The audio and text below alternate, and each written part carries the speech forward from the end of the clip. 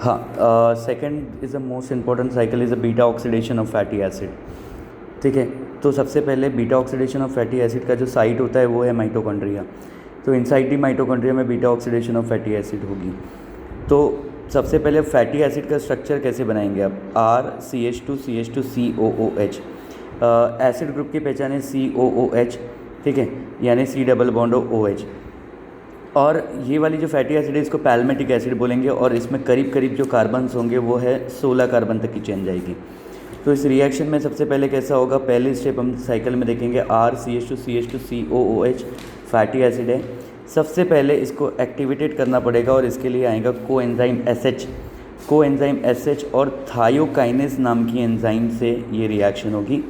Adenosine triphosphate ATP molecule initiative लेगा इस reaction के लिए, और मैग्नीशियम के आयन के प्रेजेंस में ATP ब्रेकडाउन होगी और क्या बनेगा, एडिनोसिन मोनोफॉस्फेट और इनऑर्गेनिक फॉस्फेट। ठीक है, beta oxidation of fatty acid का मतलब होता है अल्फ़ा बीटा एलिमिनेशन होगी। अब सबसे पहले आपको करना क्या है कि ये जो CO है यहाँ की OH ग्रुप यहाँ से लॉस करनी है। क्लियर है, कोएंजाइम SH के थ्रू ये OH ग्रुप को लॉस करना है, और यहाँ पर, ठीक है, यहाँ पर सबसे पहले जो ग्रुप लगानी है, ठीक है, ये कोएंजाइम A लगानी है। तो यहाँ देखो आपने किया क्या, बना RCH2CH2 C double bond OH को हटा के कोएंजाइम SH से S मॉलिक्यूल को आपने, यानी मतलब ये वाली हाइड्रोजन आपने और ये वाली OH को, वाटर मॉलिक्यूल को आपने क्या कर दिया, रिमूव कर दिया। This hydrogen and this OH, इसको रिमूव करके ये वाली चीज़ C डबल बॉन्ड O में लगा दी। तो क्या बन गया, RCH2CH2 C double bond O SCOA। ठीक है, तो ये क्या बन गया, acyl coenzyme A। Acyl coenzyme A is a activated fatty acid, मतलब सबसे पहले इस फैटी एसिड को हमने एक्टिवेटेड कर दिया स्टेप नंबर 1 में। क्लियर है, फिर स्टेप नंबर टू में अभी हमको क्या करना है, RCH2CH2। देखो अल्फ़ा बीटा एलिमिनेशन है, एलिमिनेशन रिएक्शन का प्रोडक्ट हमेशा अल्कीन होता है, ये बात हमेशा ध्यान रखना। ठीक है, तो एसिटिल कोएंजाइम A, तो यहाँ पे क्या होगा, असाइल कोएंजाइम A डीहाइड्रोजिनेज नाम की एंजाइम आएगी, डीहाइड्रोजिनेज। यहाँ से मतलब क्या होगा, अपन हाइड्रोजन लॉस करेंगे अल्फ़ा बीटा से, अल्फ़ा में से एक हाइड्रोजन जाएगी, बीटा में से भी एक हाइड्रोजन जाएगी।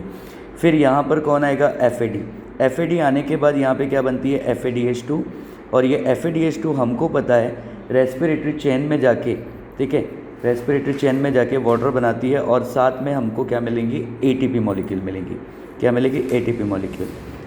ठीक है, तो अब यहाँ पर देखो RCH double bond CH C double bond O SCOA, alpha beta unsaturated acetyl coenzyme A बनी।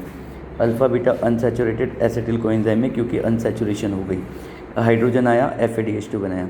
फिर उसके बाद यहाँ पर देखो alpha beta unsaturated coenzyme A में अगेन हम लोग हाइड्रेशन करेंगे।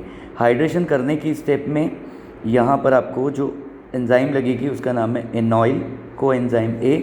ठीक है, हाइड्रेटेज नाम की एंजाइम लगी, एनॉइल कोएंजाइम है, हाइड्रेटेज नाम की एंजाइम। तो मतलब पूरा ये जो वाटर मॉलिक्यूल है हम इसको ऐड करेंगे, ठीक है, बीटा पोजीशन पे। तो क्या बनेगा, RCH, यहाँ पे क्या आएगी, OH CH2 C double bond O S C double bond O A, यानी ये डबल बॉन्ड को ब्रेक किया अनसैचुरेशन में, OH ग्रुप ने यहाँ पे एक्ट किया और यहाँ पे हाइड्रोजन ऐड हो गई।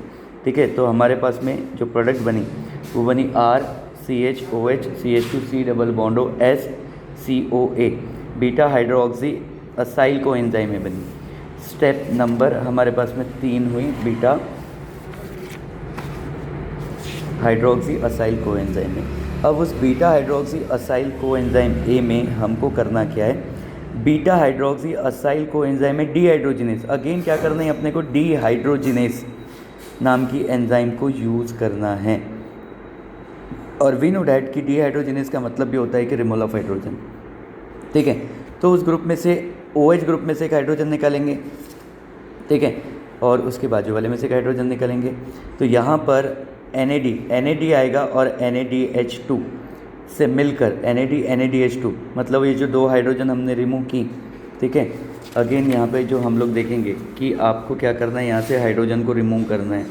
ठीक है, तो 2 हाइड्रोजन को जैसे ही आप रिमूव कर देते हो तो वो कन्वर्ट हो जाता है ठीक है, R C double bond O CH2 C double bond O SCOA। क्या बना यहाँ पर, ठीक है, this carbon is called as alpha, this carbon is beta, beta में आया कीटोनिक ग्रुप, तो क्या बनेंगे beta keto acyl coenzyme A. ठीक है, अब फाइनली हम लोग गए अपने लास्ट स्टेप में, beta keto acyl coenzyme A में से आपको ये देखो इन चीज़ों को आपको क्या करना है, ब्रेक करना है। ठीक है, और को एंजाइम SH के प्रेजेंस में अगेन रिएक्शन होगी, एंजाइम लगेगा बीटा कीटो असाइल को एंजाइम थायोलेज, क्योंकि सल्फर है तो थायोलेज आएगी यहाँ पे ऐड होगी। तो इस चीज़ को ब्रेक करना है आपको और इस चीज़ को ब्रेक करना है। तो अगर इसको ब्रेक कर रहे हो RC डबल बॉन्ड हो तो क्या बना RC डबल बॉन्ड हो SCOA, एसिटिल को एंजाइम ए का SCOA हम लोग इसमें ट्रांसफ़र करेंगे।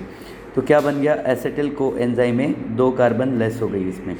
फिर दूसरी चीज़ में क्या करेंगे हम लोग कि यहाँ पर देखो कि यहाँ पे CH2 है, CH2 है, इतनी चीज़ ब्रेक की, ये वाली हाइड्रोजन इधर ट्रांसफ़र कर दो, ये हाइड्रोजन इधर ट्रांसफ़र करो, को एंजाइम ए एस आपने RC डबल बॉन्ड हो वहाँ पे ट्रांसफ़र की, और एक हाइड्रोजन जो हाइड्रोजन है हमने इस पर यहाँ पे ट्रांसफ़र की। तो यहाँ पे क्या बना, CH3 C डबल बॉन्ड हो SCOA, दैट इज़ एसिटिल को enzyme A, that enters into TCA से फिर आपको यहाँ से कार्बन डाइऑक्साइड मिलेगी, और इसका एनर्जेटिक्स भी आपको अलग से करना है। और this is a very very important beta oxidation of fatty acid.